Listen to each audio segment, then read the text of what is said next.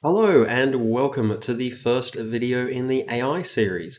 So in this series we're going to be looking at a lot of the key components for building up AI, artificial intelligence for our games. And we're going to be looking at that for a number of different scenarios. So in this video what we're going to be focusing on first is the navigation side. So when we're talking about AI for games, we tend to think about it as really, we often just think of just the behaviors, the actions that an AI is taking. But there's actually a lot of layers that sit below that. We have our path data and pathfinding layers that are key fundamentals there that allow an AI to be able to determine where it is in the world, how to move around that, how to get from one point to another. Then we have a navigation system, and the navigation system is a key bit of glue there that allows the behaviors to get to locations. So the navigation system talks to our pathfinding and interacts with the path data to be able to move our characters around. The navigation system also provides a number of other sort of key bits of functionality. So it handles things like being able to identify if a character gets stuck. And I'm sure you've seen in cases in games where characters do get stuck, because it happens. The navigation system is the section of the code that knows the most information really to be able to evaluate that. It knows what the behavior's intent was in terms of where it was trying to go. It knows also what the path data, pathfinding is saying, so it can assess and identify if it's stuck. The navigation also manages steering, the maneuvering of a character, so it's also typically where we would handle obstacle avoidance. In particular, obstacle avoidance against other things that are moving. So there's going to be a lot of areas that we look at with that throughout this series. This one we're going to focus on the navigation side and specifically more so on the steering side. And if we take a look at the environment we're operating in, we're actually going to have intentionally two environments, because I don't want to just build up a navigation system. I want to build up a bit more of a generic one and a bit of a framework. So we will have our procgen environment that we've got here, and we'll have our character be able to move around. We'll also have our first-person environment that's using the Unity NavMesh. So we've got one that'll be working with our custom pathfinding and one that's going to be using the Unity one, which will take care of a lot of stuff for us. So we'll be able to see kind of both extremes, one where we have to handle everything ourselves and one where a lot of stuff is handled for us. And so that means then if you're setting this up for your own systems, you would easily then be able to make an adapter based upon this architecture for it working with your own sort of setup for pathfinding or similar there. So we're going to be making it work for both. So we will start with the procgen side, just because this one requires us to actually do a lot more for it. Because with this one, we'll get a path, but everything about the following of that path, we have to actually manage ourselves. So let's get set up with, we're going to set up our folders. So we have our navigation system. And with this, we're going to have a couple of classes. We're going to have base navigation. So we will have a setup where we've got a base class, and then from that we're also going to have one that is for the procgen environment. So this is going to be navigation, and this will be custom pathfinding. So this is going to be the key one that we're updating. So with this, a couple of sort of things that we're going to be doing to start off with is we're going to make this abstract, because we don't want anything implementing that. So this will be an abstract class. We'll leave start and update there for now. And with our custom pathfinding, we're then going to make that inherit from it. So I'm making an abstract for that base class because there are a number of key things that I want to implement. And there'll be so abstract versus an interface. An interface allows us to enforce, to require that something that implements it has particular functions. But with an interface, we can't set up our own variables. we can't set up, functions where we've actually got a body to that function. So an abstract class kind of gives us a little bit more in that we can enforce particular functions have to exist. We can provide an implementation for some functions, and we also can set up our own variables. And the advantage is this base class can't actually be used as a component then. So it gives us a number of sort of key advantages there. So one of the first things I'm going to set up, and we'll have a mix of some stuff that is common to everything and some stuff that is going to be specific. So in terms of common things, a couple of things that I want to set up to begin with is just some debug tools. The reason being is that we want to make sure we've got some good setups for being able to easily debug things. The reason there is that when we are working with AI, one of the biggest challenges for it is that the bugs, the errors that we run into, are often not going to be crashes. They're not going to be things where we just get a call stack. We will get those because that's a thing that will happen. But more often than not, we get problems that don't have a call stack, they don't have errors. It just does not do what we intended. So we want to make sure very early on we have some really good debugging tools there. It's going to make life significantly easier for us. So one of the key ones that I want to be able to have is a debug use move target, and be able to just supply a target that I want it to head towards. So debug move target. So that's just a key thing I want to have there. So that's something that's going to be common to all of them. Now the custom pathfinding, I know one of the things that it needs is it needs to know what path network to refer to. So this is something where it's going to have, in terms of pathfinding, a serialized field for a string that's going to be the pathdata UID. And we'll be able to see those on our actual path data manager. So we can see path data sets, humanoid one by one, and also vehicle, things like that. So our enemy, I'm going to give them the custom pathfinding script. We will link up the navigation target, which is just this sphere here, and tell it to use that. And then we will set the path network. So, okay, good so far. Now, one of the key things we want to be able to do, and this is part of the reason for setting up these move targets, is, okay, well, if there's a move target that's enabled, so if we've got debug use move target, I want to be able to do set destination, and then debug move target position. So I want to be able to actually set a destination in this way, because set destination is one of the key sort of interfaces there for our navigation. So that is going to be a public. I'm going to make that a bool set destination vector3 destination. I might call that new destination. So there's a couple of things that this should do. One of the things is we want to check if we're already heading to this location. So I'm going to set up so we've got access to just an internal thing for keeping track of that destination.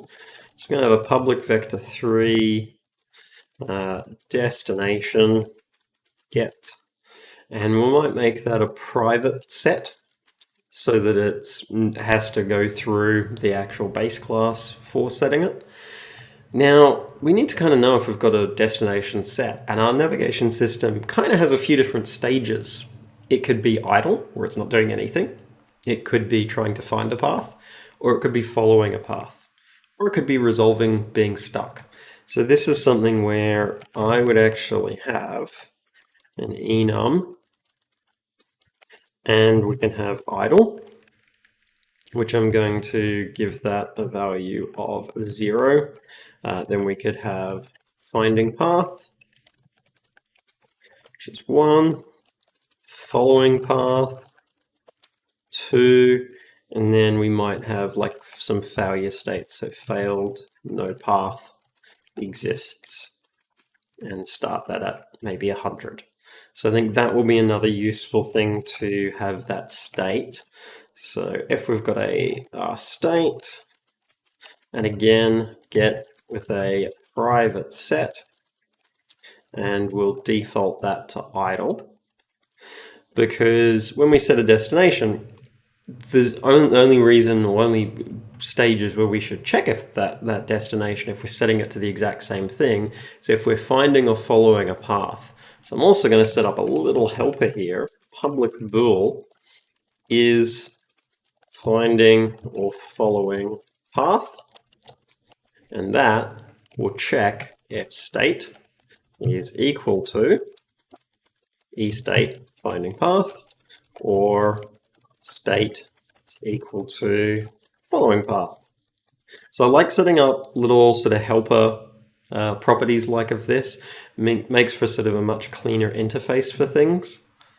Because what I can then do here is, okay, well, f is finding or following path, and we can now check if that destination is similar enough to the current one. So what I would do is I could take new destination minus destination and get the square magnitude of that. And I'm going to do a mathf approximately and check if that magnitude of the distance between them, or the difference between them, is approximately 0. If it is, then I'm just going to return true, because we're setting it to a location that matches with what we've already got. Location is already our destination. If it's not that, then okay, we can update our destination. So we can say that, but we need to then kick off pathfinding, and this is where the advantage of having the abstract set up. So what I would actually then do is I'm going to set up it won't be public, it'll be protected abstract bool request path, and then we will check here. So we will say f request path, and so if that was successful in requesting the path, then we can set that destination. We'll probably actually set it anyway, regardless, I think it's fine. But we'll do a return of the result of that, because request path could fail. It absolutely could be something that does not succeed. So we're requesting the path. So that means now custom pathfinding has to actually be able to request that. So that means we need here a protected override and bool request path. So this, our pathfinding that we've got set up, has synchronous and asynchronous modes. So this is something where what I would do is bool is synchronous, or use synchronous. It's true. And because that will change what we do here, because if use synchronous, then the way we kick things off is going to be a little bit different. Otherwise, because with this, if we take a look at the interface, we do pathfinding manager instance, and then we have request path synchronous. And so we give it the path data ID. We give it our location, so transform.position. We give it where we're heading to, so our destination. Then we need to give it our cost function, so the way for it to evaluate cost, which has to take in the path data nodes, and it returns a float. So this is something where we can have float calculate cost, path data node, node 1, path data node, node 2. And we're going to keep this quite simple because we've got node 1, we have our world position, minus node 2, world position, and we'll just return the Euclidean distance between those is generally going to be sufficient. So that works. That means we can provide calculate cost here. And then we need a list for our path data node. So we can have a list path data node path. So we would provide that here. So out path. We need to check if that successfully found the path. So we're going to also then have a result, which we will default that to no path data. So we'll default it to something invalid. Set the result here. And I'll just update the formatting here a little bit so it's a little bit neater and cleaner. So if it's synchronous, it's going to do that. For asynchronous, well, what we would say is it's going to be largely quite similar. So the asynchronous one, intentionally the interface was made very similar. So we request the path. We provide, again, our ID, again, our position, and the destination. We still provide a cost calculation function, and that doesn't need to change. It's the exact same one. But then we need an onPathFind complete, and that gets a list with our result. So we would then have here void onPathFind or onPathFound. Oh, onPathFinding complete. Naming is always tricky for things.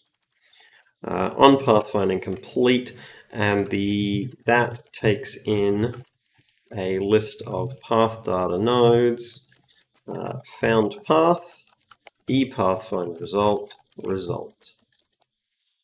So that looks pretty good. So with a synchronous one, our result here, if the result is essentially anything other than complete, then this has actually failed. So we want to check if the result is equal to ePathFind, and we want to see that it found path. If that's the case, we'll return true.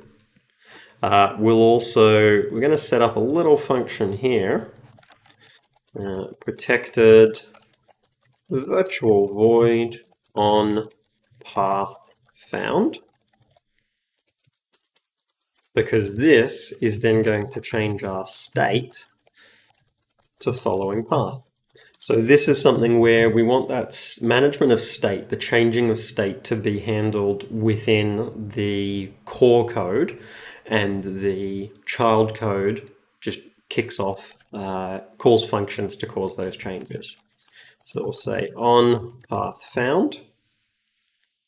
So that looks pretty good. We request a synchronous path. If it was found, we run on path found. Our default here is obviously going to be to return false. Now this one's a little bit different in that we want to check. So return result, return true if pathfinding is in progress. Anything else, it's failed. Now, on pathfinding complete, that means here we're able to go, well, path is equal to found path, except we need to check our result. So f the result is equal to ePathFind, and we check for that.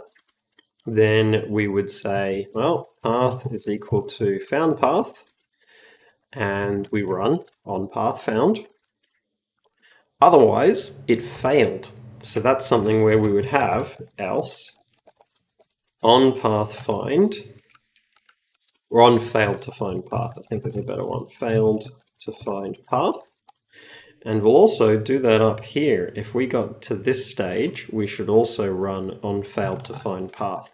And that's again another one of those ones that we want this to control managing state. So protected virtual void on failed to find path, and that will just set the state so that it failed. So now we've got it that we're talking to the child class to request that path, and then it can handle whether it's synchronous or asynchronous. It's storing that path, so then we're ready to actually start having it follow the path. So this is something where in update, we can start doing a bit of logic here. So based upon our state is where we can actually sort of do this. So what I would be doing is, well, if the state is equal to finding path, there might be stuff that we need to do, because in the case of the pathfinding system I built, it ticks itself. But we might not always have that. You might be working with a system where you need to manually tick it, or you need to poll it for the result. So we want to support those use cases so that we've got something that works quite broadly. So this is something where what I would have is I want to have a function that is going to be tick pathfinding. And I'm intentionally calling these things tick. So when it's a case of I'm setting up something where it's being updated directly by me, by my own code, so I'm causing that updating to happen, I avoid using update in the name if I can, and I usually use something like tick just to avoid confusion, so that I can be confident that it's something that I know I need to manually run it. That's the main reason I do that. We'll also have a similar thing for if the state is following path, then we will tick path following. And then I just want to actually have a default one that always runs. Tick, and then default. Just because there might be useful things that we want to do there, just in every case. So the pathfinding, path following, and default, I'm going to make those abstract ones. So abstract, void, tick, default. Another one, an abstract, void, tick, pathfinding, and a similar one, again, for the path following, which is good. So bring all of these over and implement them. So all of those change to being override, except in most cases. So the default one is going to do nothing. Pathfinding is going to do nothing, doesn't need to do anything. Path following, however, does. So this is where we're going to have our movement happen. And so, okay, for it to be doing movement, we need to keep track of which point we're heading towards. So I need to have here int target node, which I'm going to set to -1. But then when we have found a path, we need to set target node to 0 before we try and use it. But if we remember, when the path is found, we already have this virtual function. So that means I can set up really easily here a protected override void on path found. We let it run the base one, and I can just go target node is equal to 0. So now we've got set up where we can easily be running this, which is good. And so then when it's moving, so we've got our target node. So first thing I want to do is I want to actually get a vector to that target node. So vector3, vector to target. So that's going to be path target node and get its world position minus then our position. So that looks good. But if we take a look at our character, we want to make sure, just in terms of if we are offset from the ground, because that's something that is quite important. So we've got our character. Now, our character, I just want to easily test this. I'm just going to create a plane, and conveniently, that's at the character's feet, which is good. That means that character is going to be in line with where the path data is, which is great. Just always good to make sure we check that. So calculate the vector to the target. Now, we want to check if we've reached it, because we've probably been doing some moving up to this point, so we want to check if we've actually reached that target first. So that's going to be the first thing that we check with this, of have we reached that target. Now, we generally want to have different thresholds for intermediate points versus the end point. The end point, the destination, we often want it to be fairly precise, whereas the intermediate points, we tend to want them to be a little bit more forgiving. So this is something where for the general setup here, I'm going to have header, path, following,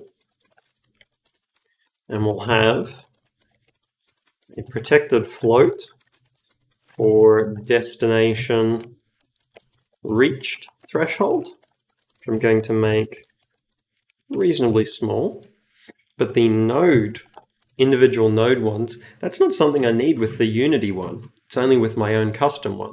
So this is something where I'm going to have another threshold in here, that this threshold is going to be just specific to this one.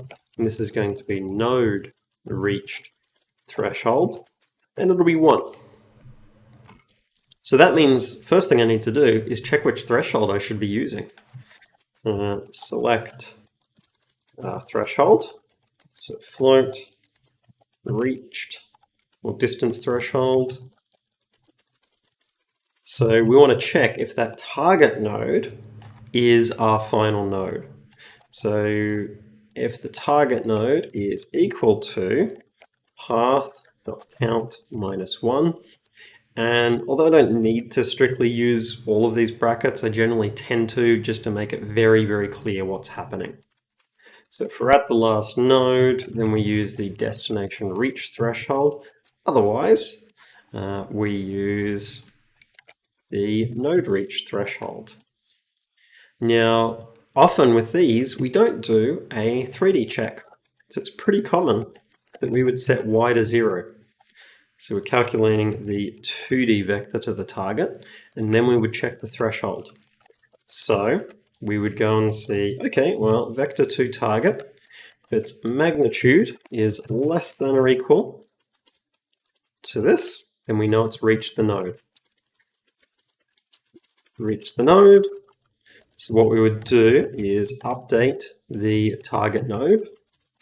So advance the node. Then we need to check, have we reached the end? Have we reached the destination? So if target node is a greater than or equal to path.count, then what we would say is that we have reached our destination. So on reached destination. And we'll just do a return. And that's, again, another one that we will set up here of a protected virtual void on reached destination, and this would set the state back to idle. So we're recording that we've reached the destination, which is good. Now we need to be moving the character. So this is one where what I'm going to say is this is going to use a rigid body. So type of rigid body. And that means we'll need to be keeping track of that here. So linked RB. And when we're working with this, I generally recommend controlling things via velocity. That tends to, in particular for humanoid characters, and that tends to give the best effect. If you're doing something where it's a very large, cumbersome thing, moving via force might make more sense. It would give you a bit more of that inertia. Velocity is going to give you much more agile movement, which tends to fit for sort of smaller, more mobile-looking characters. So when we've reached the destination, this is one where I would set the velocity to our vector 3.0, because we don't want to have it keep moving. And we return because we don't need to do anything further. But now we can generate our steering command. Generate steering command. So we've got our vector to the target. We're going to have a speed that we move at. So again, that's something where what I would have is serialized field, protected float, max move speed is going to be, let's make that 5. And so then for generating the steering command, well, we would be able to say linked rigid body velocity is equal to our vector to target, normalized, multiplied by our move speed. Now, in a lot of cases, you see multiplying by time.delta time when we're working with speeds. In this case, because we're setting a velocity, we don't need to. Now, this is not going to be great steering. Intentionally, it's not going to be great steering because we're then going to come along and improve it. But this, we just want to test and see how does this look. And then we will improve it and give it some more sophisticated steering behaviors. So we've got our character, we have our move target, and that's looking pretty good. Our character needs our rigid body on that. So we'll give them that rigid body. We will freeze the rotations. We also need to be retrieving that rigid body. So that's something where, again, I don't want to have multiple start functions. So I would have an initialize function here that, again, I make abstract. So protected abstract void initialize that we then set up. So rather than doing start, I prefer to have it that it's very clear this is a specific function that you have to implement. Void initialize, and then we can just retrieve our linked rigid body, get component. And because we made that function abstract, it's going to mean that it's very clear we have to set up our initialize function. So we've got the rigid body, we've turned off rotation due to the physics system, which is good. So then if we run this, always making sure to save first. So we run it and it's moving, but its movement's not amazing. Like it jitters back and forth a bit. And if we watch it from sort of this angle, because the character does have eyes, and what we'll see is the character is not rotating. The character is zigzagging along the points. It's not great movement. We can make this better. And so one of the ways that we can make this better is having it that they rotate and we move them based upon their rotation. So what I would have is, and we can actually set this as a common thing because it would make sense to be a common one. We would have serialized field, protected float rotation speed, and something like 120 degrees a second is probably a good starting point. And then what we do is we need to calculate the rotation. So calculate target rotation. So we can do quaternion look rotation, vector to target. We've already nuked out the y component. We use our vector 3 up. So this is quaternion target rotation. Then what we would do is we would go, well, transform rotation is equal to quaternion rotate towards, and then we go from transform rotation to target rotation. We use then rotation speed by time dot delta time. So we're rotating the character. So rotate the character. Now the steering command then goes to be transform dot forward. So the character is always going to move in the direction they're facing. Now we're starting to work a lot with the physics system here. So that actually means what I would do is the path following, I would actually move that into a fixed update. Because if we're working with the physics system, we don't want to do that in regular update. So I would be moving this to here.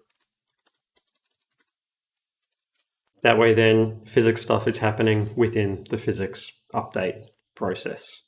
So we're generating rotation, we're rotating towards that, and then we're steering based upon that. So let's take a look and see how that movement now looks. Should be a little bit more sort of flowy, I guess, for the movement. So it's definitely better, but you'll notice it gets off the ground. And it also has some difficulty reaching the destination there. So part of the reason for the difficulty where it's ending up in the air is because we're generating vectors like this. So when we've got a slope, if it's a slope up, we're generating a velocity vector that's pushing into that slope.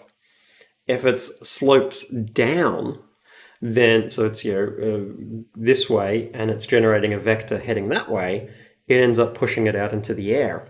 So we need to rotate our vector to be aligned with the terrain. So how we do that is we're going to need to set up a couple of things for raycasting. So going to have ground raycasts. So we'll have serialized field, float, raycast offset, so how much off the ground we start as our starting point for the raycast. We might say 2, we don't need that to be particularly large. Raycast depth, we want to raycast a decent distance. We're also going to need a layer mask. So raycast mask, which will just default to everything. And we only want to be raycasting against the terrain as well. So that's one of the things we're going to do, is we're going to move our terrain into its own layer. So we set up our layer for terrain, we move the terrain into it, and then we take our character and their raycast mask, nothing, and then we switch it to just terrain, because otherwise it could conceivably interact with itself, which we don't want that happening. We don't want it raycasting against itself. That would not work particularly well. So we don't need to make any changes at this point because we want that rotation to still largely be the same. But for the velocity one, rather than using forward, we are going to project the velocity.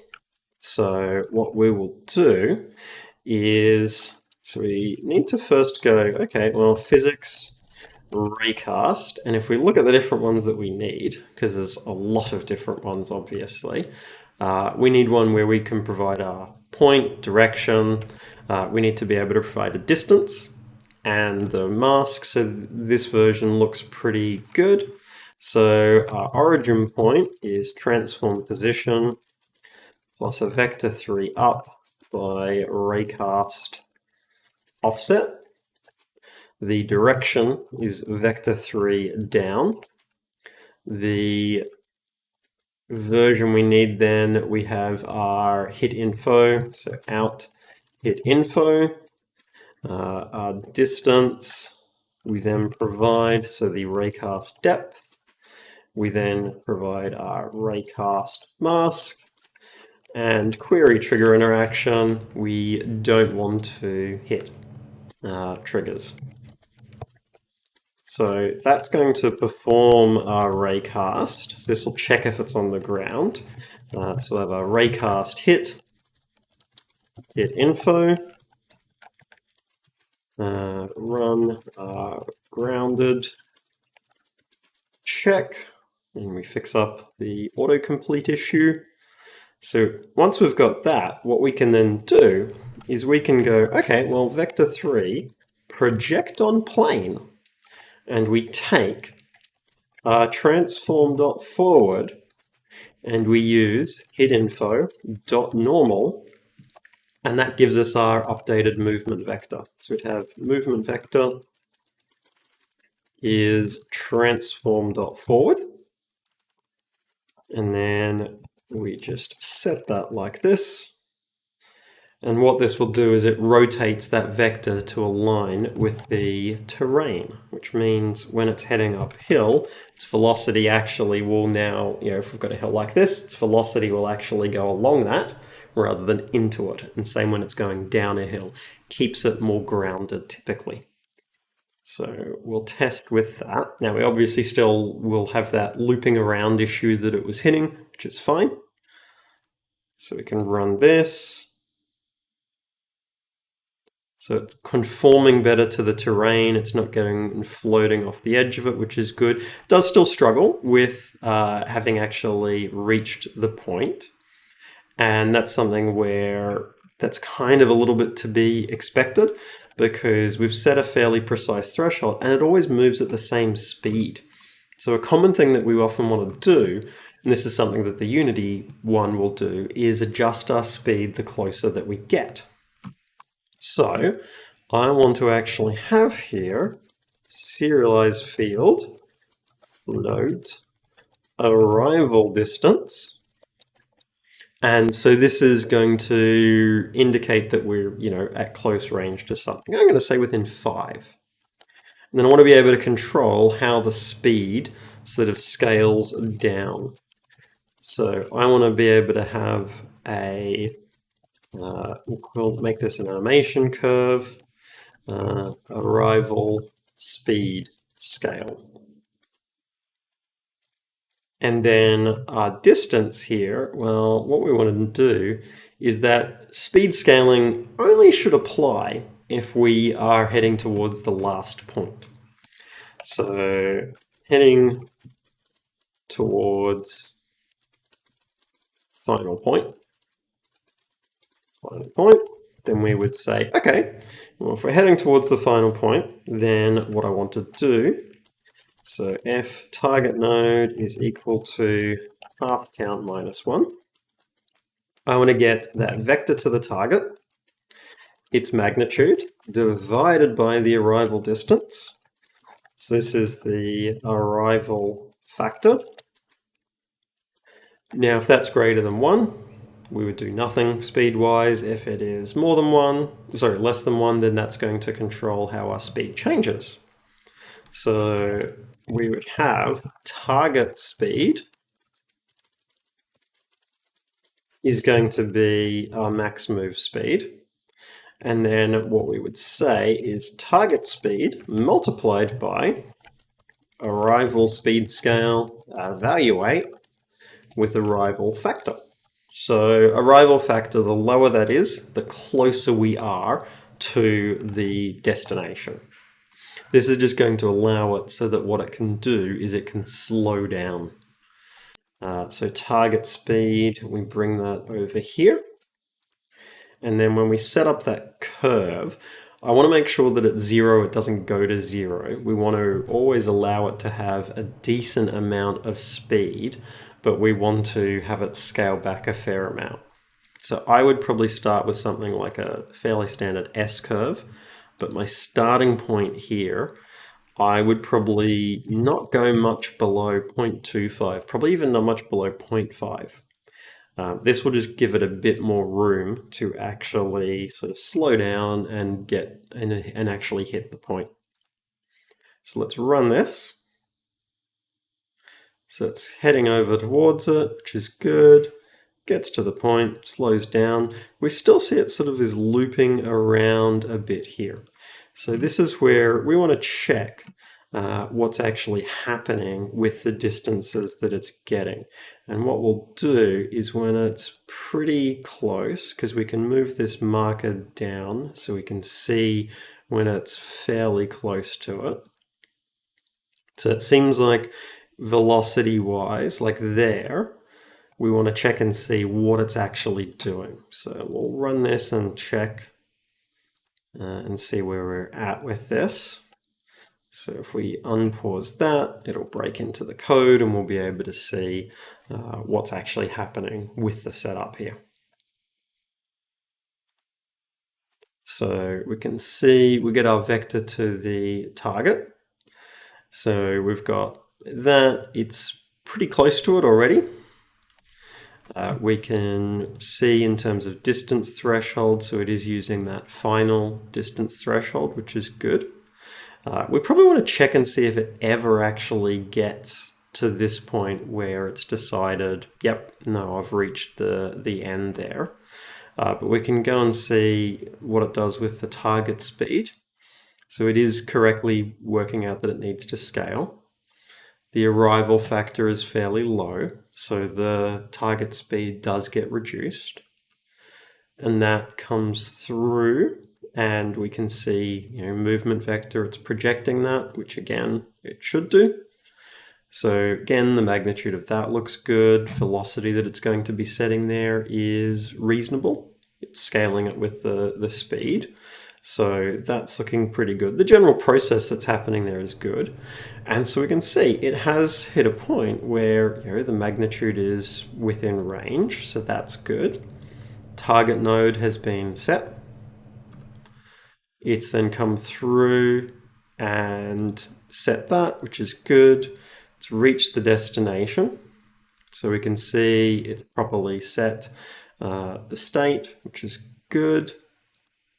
So what will be happening is it's going to then do another pathfind. And if we watch with the set destination, that's what we'll see ends up happening, is that it actually goes through and does another pathfind for it. So we identified that it's a case where it's trying to, it's reached a point and it's already then trying to find another path to it. So that's something where it makes sense for setting destination for us to filter that out as well. So what we would be able to do is also then check if, and we want to look at again, that distance between them, because we have our destination reached threshold. So we're going to do largely the same check here, except rather than it being as it was before, where it's checking new destination with the destination, we will actually check new destination with transform position. And we will change this in both cases to destination reached threshold. And that should mean that it moves towards it and then stops. Are we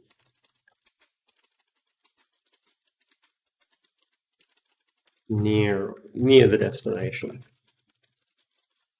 And we can probably get rid of the approximately and just directly check the magnitude, if that is less than or equal to that destination reach threshold. Kind of don't need to check more than that. So that should mean we're not constantly trying to find a new path to the exact same location. So we'll run this. So it heads over towards it, which is good, reaches towards it, and we're still seeing it sort of loop around a little bit. So we want to check and make sure if it is refinding a new path. So that's a good thing for us to just be checking on. So we can see it's gone. It's now trying to set new destination again. So it's checking, and it isn't quite, that new destination is pretty close to the position. So the difference there between those is not a lot. If we actually chuck that in the inspector here, we'll be able to see it's about 2.5 from it, and that's because we're moving towards the node, not moving towards the actual destination marker. So that's a finer little bit that we actually need here with our pathfinding, because we're moving along the nodes. We actually have our very final little bit of movement that we need to do. So what we're going to say is, with the path data here, that we'll do a little bit of a tricky thing with the actual sort of logic, where when we work out our target here, we're going to say vector 3 target position is generally going to be our target node. So we'll say target position. But what we'll do is when we are at the last node, we'll actually change that. So when we're heading towards the last node, we're actually going to use destination. So now it will actually move to the exact spot. So let's test this. So if we test with this, we'll see that it does move over towards it. But one of the things we'll notice if we move this around is it does very easily struggle. And that's because we need to make sure our checks here have to be 2D. So we're going to vector 3 and destination delta. So we'll do that calculation here. And we'll go destination delta y is equal to 0. So we need to be consistent when we're doing these checks, that they are, when we're using stuff 2D, that we're using that consistently 2D throughout. So again, this will say destination delta is new destination minus transform position, and destination delta y is 0. And again, do that same check. So we do generally use 2D for stuff like this, especially when it's moving along a constrained plane, but it's just an important thing to make sure we do that consistently throughout. So it should move over towards it, which looks pretty good. Then we move this, and it's still going to struggle a little bit if we move this down so we can see what's potentially happening there. And we'll move it further away, and it moves okay.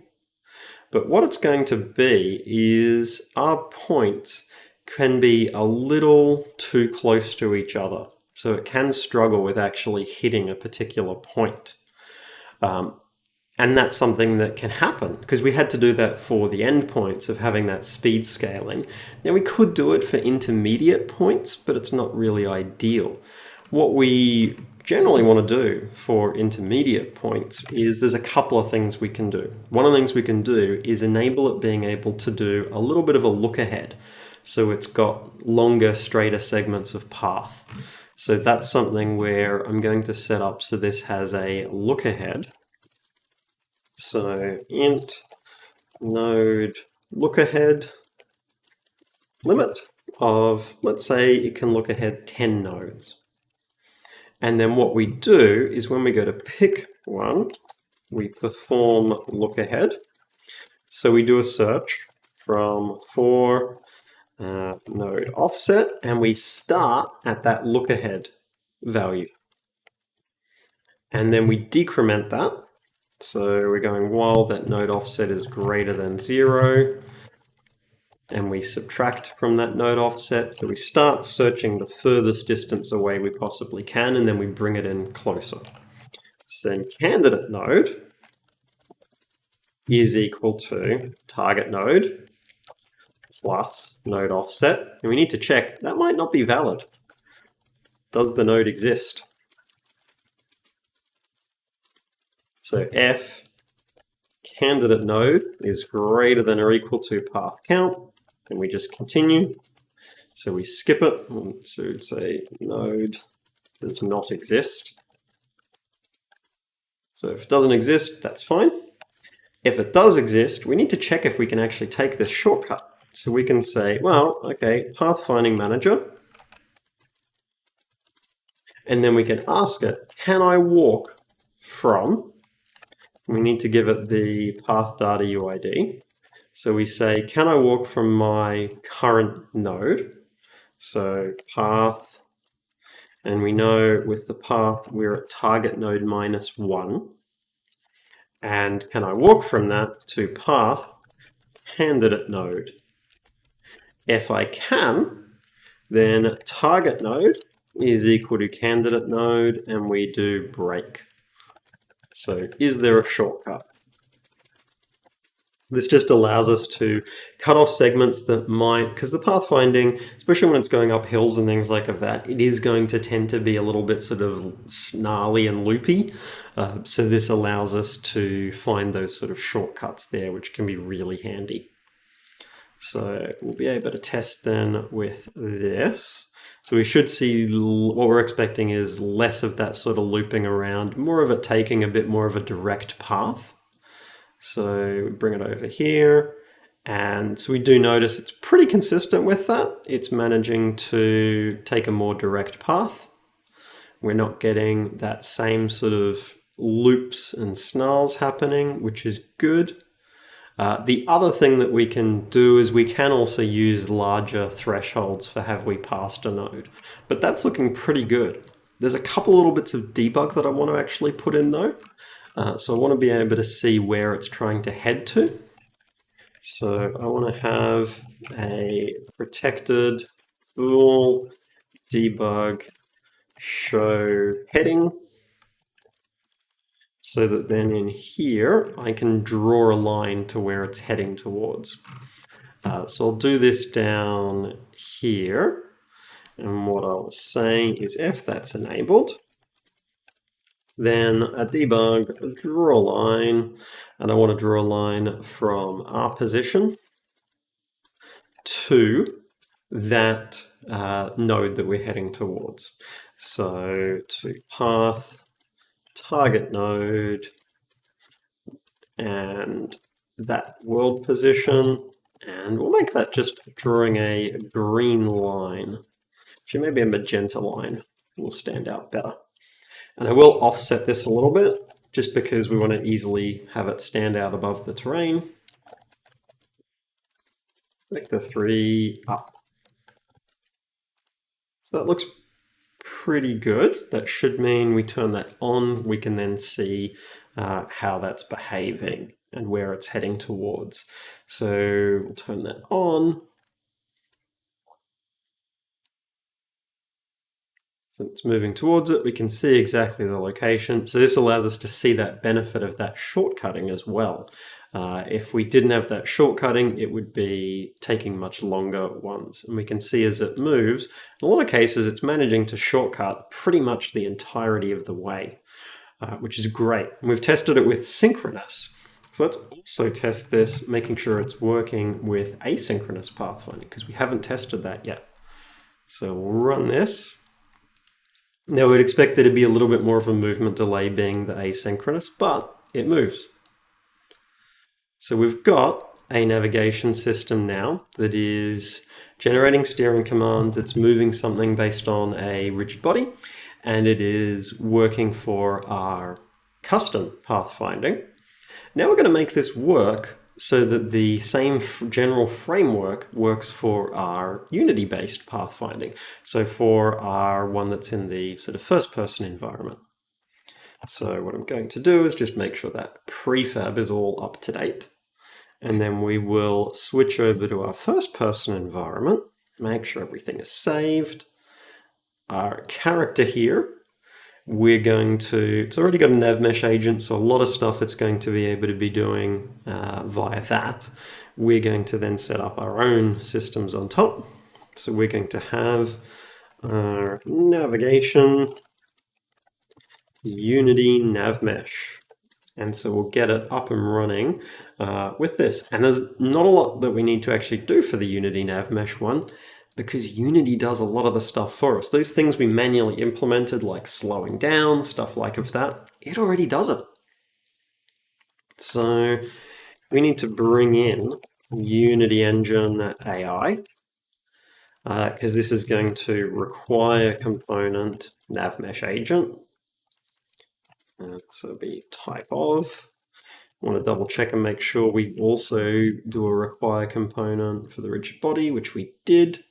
So then this, as soon as we say this is based off of base navigation, it's going to be a whole bunch of things it gets grumpy at us about, which is good. That was kind of the point. That was why we set up these abstract functions, so that it would get grumpy at us. So we're just going to bring them all over And there's not too many abstract ones, but there's a few different ones that we need to bring in. So here's all our abstract ones. Those go to override, and we'll start filling these out. So initialize, well, we need to be talking to our NavMesh agent. So linked agent, and we will set that up. So linked agent, get component, NavMesh agent. Now request path. So that means we've got a new destination that we can be setting. So with this, we would do, and this will always succeed, but what we would do is say, okay, we're requesting the path. We're going to go now linked agent, set destination. We provide that new destination. We can also configure some key things in terms of distances and everything. So linked agent, because remember we have our speeds and everything. So we have our speed, so we'll set that. Our rotation, we usually have speeds there for that. So that's our angular speed. So that's our rotation speed. And the stopping distance, that's how close we need to be to actually have reached the point. So that is our destination reached threshold. So we just populate all of those ones in there so that they are set. So that looks good. Tick default, there's nothing we need to do in that. Tick path following, generally not too much in that, but there will be a couple little bits. Tick pathfinding though, because remember, we need to, when we request a path, we need to be able to tell it that we either need to be running on path found or on failed to find path. So this is something where in pathfinding, we need to check if we've successfully gotten a path. So we can do that because we can say, okay, well, linked agent, and we can check, well, is there a path no longer pending? So have we got a result? If we have a result, we can check linked agent, path status, and that path status, if we take a look at the different options for that, so that's NavMesh path status, we want to check if it's complete. If it's complete, then we can say on path found. Otherwise, on failed to find path. So no path finding in progress. Then we check, did it find it? And so we're running the particular things there, which is good. Then path following, we need to check if we've reached our destination, because remember, that's one of the key functions we have to call. So again, we want to check, well, linked agent, that it's got a path. So does it actually have a path? Then we want to check if it's within that stopping distance of it. So linked agent, remaining distance is less than or equal to stopping distance. If it is, then we've reached our destination. So do we have a path? And are we near the destination? So that looks pretty good. Let's test and see how this works. Because what we're looking to see is that this successfully moves. We can add in Unity NavMesh one. It's got our key thresholds there. We will link up our move target. And then what we want to see is that it is heading over towards this move target. And if we move that around, that it follows it. So we'll run this. So we can see it's heading over towards it, which is good. As I move it, it's properly moving towards it. So I can move this around quite happily without running into any issues with it, which is great. So we've got our navigation system. Now we want to add in the last bit of debug support though, because if we're following the path and we haven't reached the destination, we want to then check if debug show heading. And again, we'll draw our line. So debug, draw line, transform position, plus vector 3 up. And then we can go draw that to linked one. So we can say our steering target is usually a good one there, and color.green. So the Unity NavMesh handles a lot of stuff for us. But this means we should have our little debug display, which will be great to have, and we'll see the move target.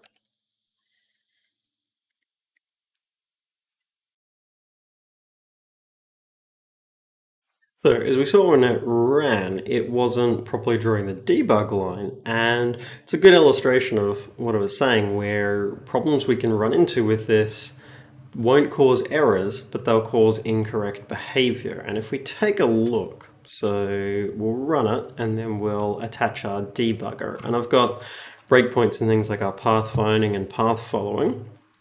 So we run and we'll attach.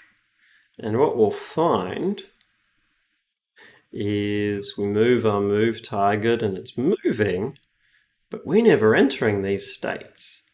But it is requesting the path.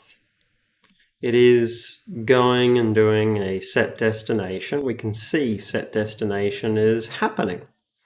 And it's correctly running, doing all of that logic. But what we'll find is our state is never changing. Because for our custom one, it was able to immediately, go and have found a path, things like of that. With this, we need to actually be, making sure we're properly setting the state to pathfinding. So we were never actually going into the pathfinding state, which means our logic to move us into path following wasn't happening for the NavMesh one. So we want to fix that up and make sure that when it requests a path, it does properly go and actually put it into the correct state. So we want to have a one here, detected virtual void on began pathfinding, that it will set the state to finding path, and then this function for our custom pathfinding, we actually will do a check here. And we'll say that and return true. Otherwise, it can fall through to the rest of the logic, which is good. And then for the Unity NavMesh one, when it requests a path, we will say on began pathfinding. So that should mean it properly moves through the particular states then, which is very much what we need to have happening. So we'll run. And then we'll notice now we actually get our lines for it heading towards the steering target. And so we can move that around and we can properly see how that changes. And it's very similar to what we were seeing with our custom one. So there is shortcutting that is happening, a look ahead that happens with the Unity NavMesh one as well. So now we've got our navigation system that it works for the sort of case we're having to manually do everything, where we have to do our steering behaviors and we set up our steering behaviors, so we're doing some nice turning, things like that there, which is great.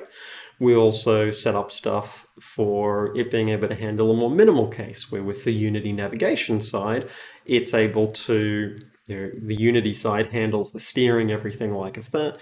We're just largely tracking state information. But we've got something that spans both sections of both ends of the scale, and also then sets up a platform for us being able to plug in our own ones.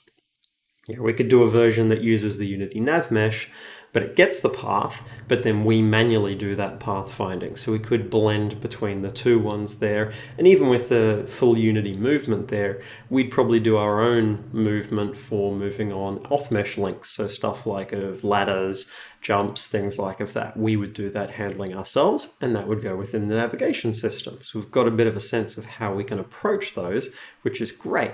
Gives us a really solid base for now building our AI behaviors on top of this, which that was the key sort of goal, is being able to take this and build our AI behaviors on top of it. Thanks, folks. I hope you found the video helpful. If you're looking for the code for the project, then that's available up on GitHub. There's a link in the description below. I've set up tags for the code as it is at the end of each of the videos, so you can go direct to that code.